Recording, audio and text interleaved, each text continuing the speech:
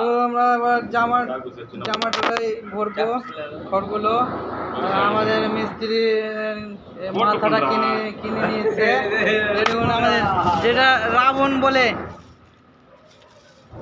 এই দেখুন। তো আমাদের পুতুলটা রেডি হয়ে গেছে, তাহলে এবার মাথাটা লাগিয়ে দেবো, ব্যাস তাহলে হয়ে যাবে। সমীর, আমরা পুতুলটা রেডি করে নিয়েছি, তো আমরা এখন বাইরের সাইডে লাগিয়ে দেবো, তাহলে আমাদের কাজটা কমপ্লিট হয়ে যাবে। আর বাড়িটা কমপ্লিট হলে এটাকে পুড়িয়ে দেবো। இதுக்கு ஐடியா கொடுக்கறது இவர் தான்.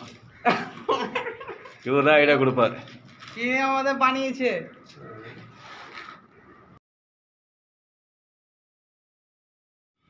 তো শেষ পর্যন্ত আমরা পুতুলটা বাইরের দিকে লাগিয়ে দিলাম।